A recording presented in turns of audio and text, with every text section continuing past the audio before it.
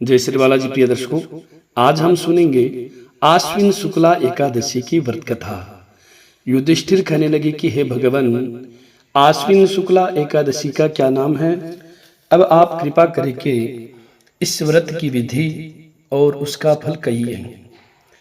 भगवान श्री कृष्ण कहने लगे कि हे युधिष्ठिर, पापों का नाश करने वाली इस एकादशी का नाम पापांकुशा एकादशी है और यह समस्त पापों को नाश करने वाली है।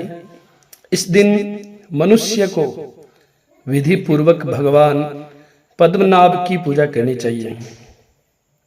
यह एकादशी मनुष्य को मनवांछित फल देकर स्वर्ग को प्राप्त कराने वाली है।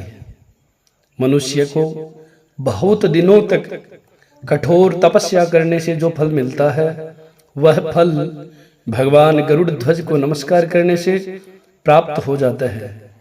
जो मनुष्य अज्ञानवश अनेक पाप करते हैं परंतु हरि को नमस्कार करते हैं, वे नरक में नहीं जाते। विष्णु के नाम के कीर्तन मात्र से संसार के सब तीर्थों के पुण्य का फल मिल जाता है। जो मनुष्य सारंग धनुषधारी भगवान विष्णु की शरण में जाते हैं, उनको कभी भी यम यातना नहीं भोगनी पड़ती।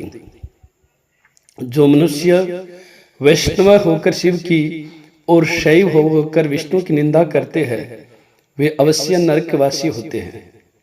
सहस्त्रों वाजपेयी और अश्वमेघ यज्ञों से जो फल प्राप्त होता है, वह एकादशी के व्रत के 16वें भाग के बराबर भी नहीं होता। संसार में एकादशी के बराबर कोई पुण्य नहीं है। इसके बराबर पवित्र तीनों लोकों में कुछ भी नहीं है। इस एकादशी के व्रत के बराबर कोई व्रत नहीं है। जब तक मनुष्य पद्मनाभ की एकादशी का व्रत नहीं करते, तब तक ही उनकी देह में पाप वास करते हैं। यह एकादशी स्वर्ग, मोक्ष, आरोग्यता, सुंदर स्त्री तथा अन्न और धन की देने वाली है। एकादशी के व्रत के बराबर गंगा, गया, काशी, कुरुक्षेत्र और पुष्कर भी पुण्यवान नहीं है।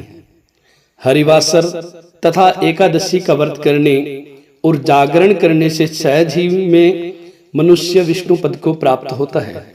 हे राजेंद्र, इस व्रत के करने वाले 10 पीढ़ी मातृपक्ष की, 10 पीढ़ी पितृपक्ष की और 10 पीढ़ी स्त्री पक्ष की तथा 10 पीढ़ी मित्र पक्ष का उद्धार कर देते हैं।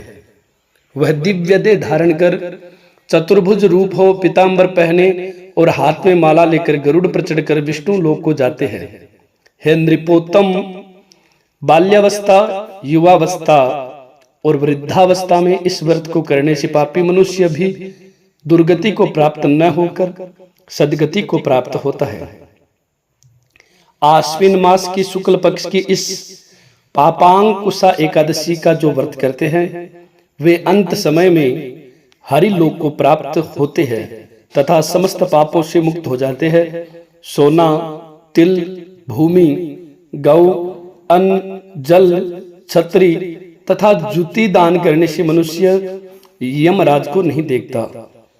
जो मनुष्य किसी प्रकार के पुण्य कर्म किए बिना जीवन के दिन व्यतीत करता है, वह लोहार की भट्टी की तरह श्वास लेता हुआ निर्जीव के समान ही है। निर्धन मनुष्यों को भी अपनी शक्ति के अनुसार दान करना चाहिए तथा धन वालों को सरोवर, बाग, मकान आदि बनवाकर दान करना चाहिए।